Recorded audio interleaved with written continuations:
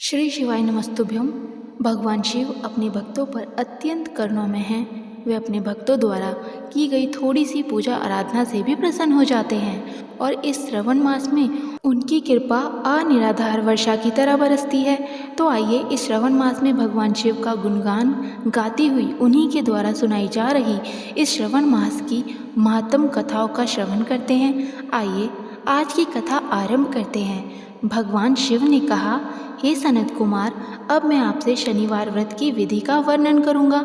इसका अनुष्ठान करने से मंदत्व नहीं होता। श्रवण मास में शनिवार के दिन भगवान नरसिम्हा, शनि और अंजनी पुत्र हनुमान, इन तीनों देवताओं का पूजन करना चाहिए। भीत पर अथवा स्तंभ पर भगवान नरसिंह देव की सुंदर प्रतिमा बनाकर हल्दी युक्त चंदन से और नीले, लाल तथा पीले सुंदर पुष्पों से लक्ष्मी सहित जगतपति नरसिंह देव का भली भांति पूजन करना चाहिए। उन्हें खिचड़ी का नैवेद्य और कुंजर नामक शाक का भोग लगाना चाहिए और उसी को स्वयं भी खाना चाहिए और ब्राह्मणों को भी खिलाना चाहिए। तिल का तेल और ध्रुत स्नान भगवान नरसिम्हा को बहुत ही प्रिय है। शनिवार के दिन तिल सभी कार्यों के लिए प्रशस्त है। शनिवार के दिन तिल के तेल से ब्राह्मणों तथा सुवासिन स्त्रियों को उपटन कराना चाहिए और परिवार सहित स्वयं भी संपूर्ण शरीर में तेल लगाकर स्नान करना चाहिए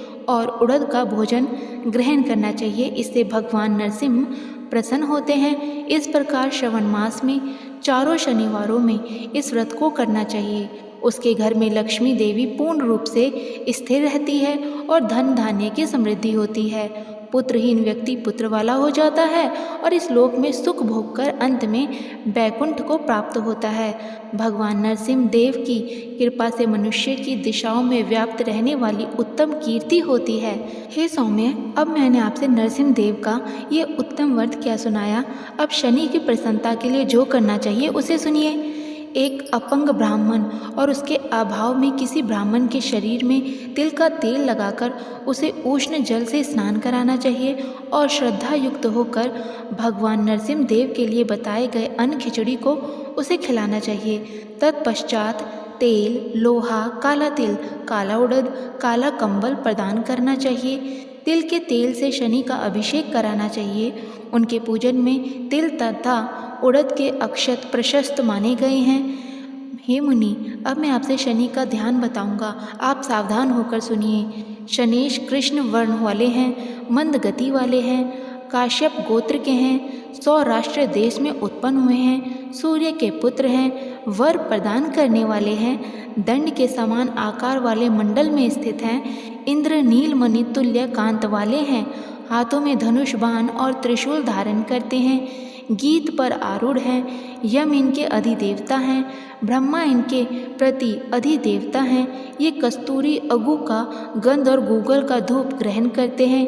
इन्हें खिचड़ी प्रिय है और इस प्रकार ध्यान की विधि की गई है। इनके पूजन के लिए लोहमयी सुंदर प्रतिमा बनानी चाहिए। हे द्विज श्रेष्ठ, इनके निमित्त की गई पूजा में कृष्ण यानी काली वस्तु का दान करना चाहिए। काले रंग के 2 वस्त्र देने चाहिए और काले बछड़े सहित काली गाय प्रदान करनी चाहिए। विधि पूर्वक पूजा करके इस प्रकार प्रार्थना और स्तुति करनी चाहिए। आराधना से संतुष्ट होकर जिन्होंने नष्ट राज्य वाले राजा नील को उनका महल राज्य पुनः प्रदान कर दिया, वे शनिदेव मुझ पर प्रसन्न हों। नील अंजन के समान वर्ण वाले, मंद गति में चलने वाले और छाया देवी तथा सूर्य से उत्पन्न होने वाले उन शनेश्वर को मैं नमस्कार करता हूँ। मंडल के कोण में स्थित आपको नमस्कार है। पिंगल नाम वाले आप शनि को नमस्कार है। हे देवेश, मुझ दीन तथा शरणागत पर कृपा कीजिए। इस प्रकार स्तुति के द्वारा प्रार्थना करके बार बार प्रणाम करना चाहिए। 3 वर्णों यानी ब्राह्मण, क्षत्रिय और वैश्य के लिए शनिदेव के पूजन में शनो देवी इस वैदिक मंत्र का प्रयोग बताया गया है। जो व्यक्ति दत्तचित होकर इस विधि से शनिदेव का पूजन करेगा, उसे स्वप्न में भी शनि का भय नहीं होगा। हे विप्र, जो मनुष्य श्रवण मास में प्रत्येक शनिवार के दिन भक्तिपूर्वक इस विधि से इस व्रत को करेगा, उन्हें शनेश्वर कृत लेश मात्र भी कष्ट नहीं होगा। जन्म राशि से पहले दूसरे, चौथे, पाँचवें, सातवें, आठवें, नौवें अथवा 12वें स्थान में स्थित शनिदेव कष्ट पहुंचाता है। शनि की शांति के लिए शम्यग्न इस मंत्र का जाप बताया गया है। उनकी प्रसन्नता के लिए इंद्र नीलमणि का दान करना चाहिए। इसके बाद अब मैं हनुमान जी की प्रसन्नता के लिए विधि का वर्णन करूंगा। हनुमान जी की प्रसन्नता के लिए श्रवण मास में शनिवार के दिन रुद्र मंत्र के द्वारा तेल से उनका अभिषेक करना चाहिए।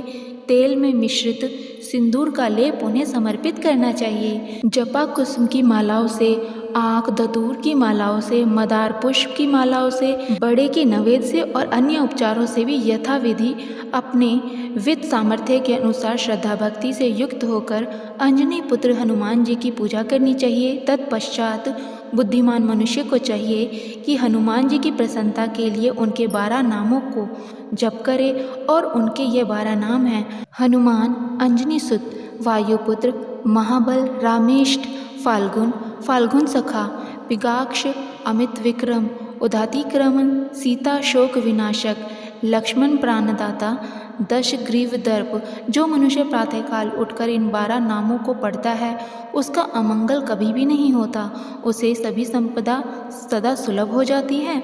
और इस प्रकार श्रवण मास में शनिवार के दिन वायुपुत्र हनुमान जी की आराधना करके मनुष्य वज्र तुल्य शरीर वाला, निरोगी और बलवान हो जाता है। अंजनी पुत्र की कृपा से वह कार्य करने में वेगवान और बुद्धि वैभव से युक्त हो जाता है। उनके शत्रु नष्ट हो जाते हैं, मित्रों की वृद्धि होती है और वह वीर्यशाली तथा कीर्तिमान हो जाता है।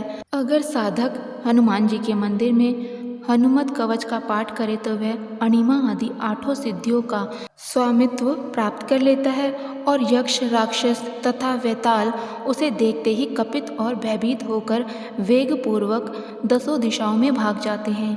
हे सत्तम, शनिवार के दिन पीपल के वृक्ष का आलिंगन और पूजन करना चाहिए। शनिवार को छोड़कर अन्य किसी भी दिन पीपल के वृक्ष का स्पर्श नहीं करना चाहिए। शनिवार के दिन उसका आलिंगन सभी संपदाओं की प्राप्ति कराने वाला है।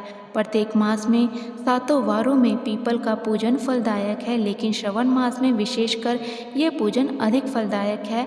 और इस प्रकार स्कंद पुराण अंतर्गत ईश्वर सनत कुमार संवाद में श्रवण मास महात्म्य में शनेश्वर, नरसिंह, हनुमंत पूजन आदि शनेश्वर कृत्य कथन नाम के 10वें अध्याय पूर्ण हुए। और इसके साथ ही हमारी आज की श्रवण मास कथा भी समाप्त हुई। इसी कथा की अगली कड़ी के साथ हम आपसे मिलेंगे कल प्रातःकाल। तब तक के लिए जय श्री राधे कृष्ण।